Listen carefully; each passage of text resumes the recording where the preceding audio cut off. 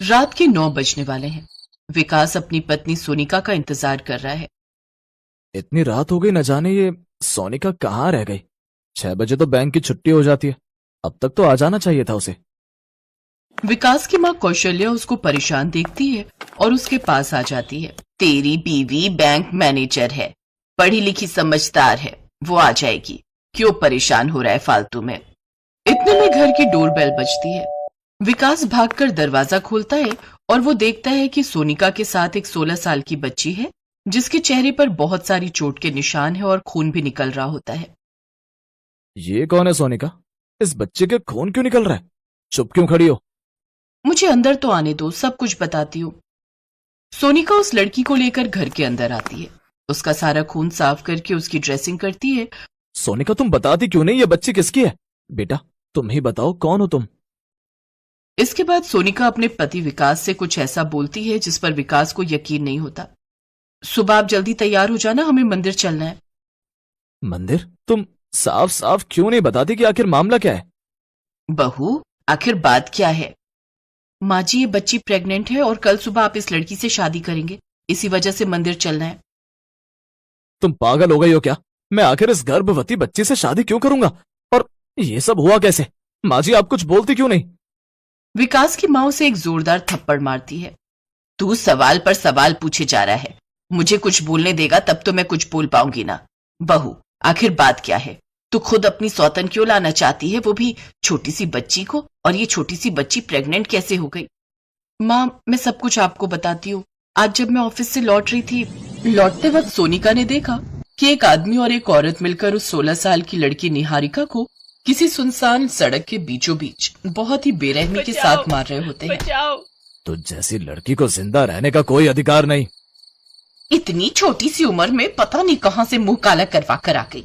निहारिका उन दोनों से रहम की भीख मांग रही थी, लेकिन वो दोनों उसे पीटते जा रहे थे। तभी वहां से सोनिका अपनी कार से गुजरती है। उसकी नजर उस बच्ची पर पड़ती है।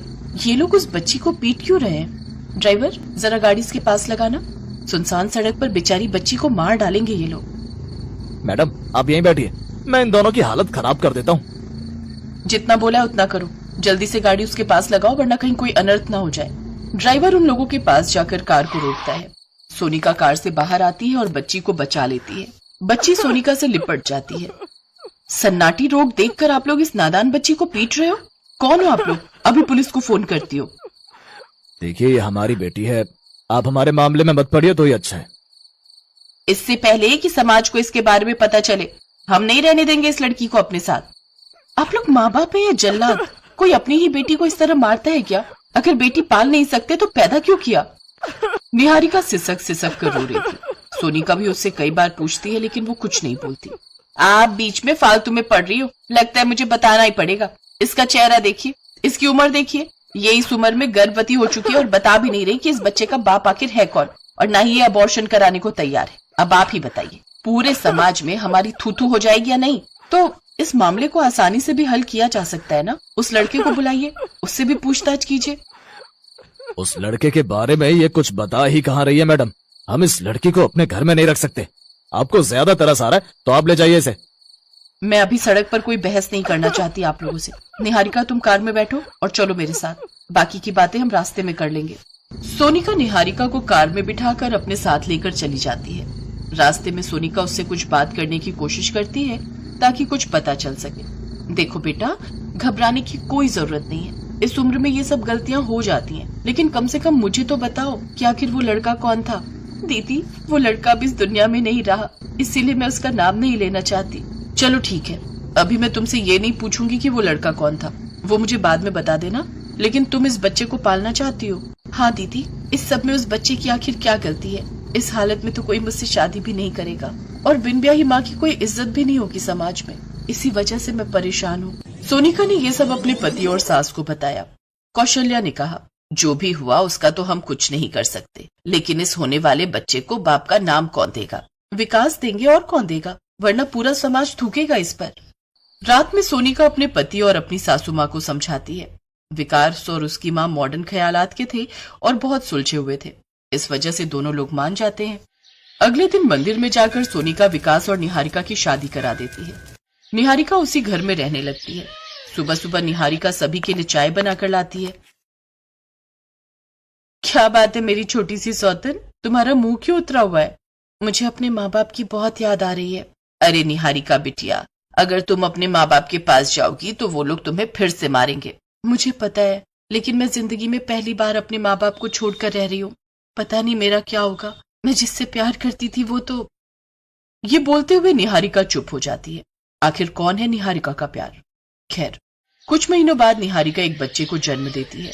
पूरा घर नन्हे से मेहमान की किलकारी से गूंज उठता है। वहीं दूसरी तरफ सोनिका ये ठान लेती है कि वो इस बच्चे के असली पिता का पता लगाकर ही रहेगी। माँ, निहारिका कहाँ है? अपने कमरे में होगी अपने बच्चे के साथ। सोनिका निहारिका के कमरे की तरफ जाती है, लेकिन तभी वो चुपके से देखती है कि सोनिका किसी लड़के की तस्वीर को बहुत ही गौर से निहार रही है। मुझे माफ कर देना विकी, मैं तुम्हारी निशानी को मिटने नहीं देना चाहती थी, इसलिए मुझे दूसरी शादी करनी पड़ी। ये सुनकर सोनिका हैरान हो जाती है। दूसरी शादी करनी पड़ी? इसका मतलब निहारिका की शादी हो चुकी थी। मतलब अभी बहुत गहरे राज छुपे हुए। सोनिका चुपके से निहारिका के कमरे से उस तस्वीर को ले लेती है और अगले दिन सोनिका पता लगाते हुए उसके स्कूल पहुंच जाती है। निहारिका की फोटो दिखाने पर उसके कुछ दोस्त भी उसे मिल जाते हैं, लेकिन किसी को कुछ नहीं पता। निहारिका की शादी हो चुकी थी, ये बात उसके दोस्तों को भी नहीं पता। ऐसा कैसे हो सकता है? मुझे अभी निहारिका के घर जाना होगा, उसके माँ बाप को तो पता होगा ही। सोनिका निहारिका के दोस्तों से उसके घर का एड्रेस पूछकर सीधा निहारिका के घर पहुंच जाती है। ये तस्वीर किसकी है? ये आपको कहाँ से मिला? ये तो निहारिका के पति की है ना? मुझे एक बात सच सच बताइए, क्या निहारिका की शादी हो चुकी थी? हाँ, लेकिन उसकी शादी सिर्फ एक दिन की ही थी। हम लोग गरीब लोग हैं। पहले तो वो लोग शादी के लिए मान गए, लेकिन जब दहेज का कोई सामान नहीं दे पाए तब उन लोगों ने मेरी बेटी को घर से निकाल दिया और शादी तोड़ दी। तो हो सकता है निहारिका के पेट में जो बच्चा था वो उसके पति का ही हो। ऐसा कैसे हो सकता है? मायके आने के बाद से निहारिका उससे मिली ही नहीं। पता नहीं, कुछ तो है। इसका जवाब तो निहारिका ही दे पाएगी। सोनिका उसी वक्त निहारिका के माँ बाप को लेकर अपने घर चली जाती है और निहारिका से बात करती है। देखो निहारिका, मुझे पता चल चुका है कि तुम्हारी शादी हुई थी, लेकिन दहेज न होने की वजह से उसी दिन शादी टूट भी गई थी। अब बताओ पूरा मामला क्या है? अब आपको सब पता चल ही गया है तो बता देती हूँ। विक्की जिससे मेरी शादी हुई थी वही इस बच्चे का बाप है। हम दोनों के बीच प्यार हो गया था, लेकिन विक्की अपने माँ बाप की वजह से मजबूर था। शादी टूटने के बाद भी हम लोग मिलते थे। एक रोज जब हम लोग मिलकर वापस आ रहे थे तभी एक्सीडेंट में उसकी मौत हो गई। इसका मतलब ये बच्चा नाजायज नहीं है। हमसे गलती हो गई, हमने तुझे गलत समझा।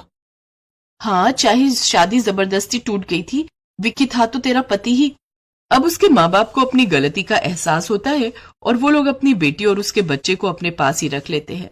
निहारिका, आज से तुम्हारा परिवार हमारा परिवार है। निहारिका को इसी घर में रहने दीजिए। ये घर ही उसका ससुराल है। ये समाज बड़ा गंदा है, अकेली लड़की को जीने नहीं देता है। उससे अच्छा ये मेरी सौतन बनकर यहीं पर रहे। निहारिका उसी घर में रह जाती है और इसके बाद वो लोग खुशी खुशी एक साथ रहने लगते हैं।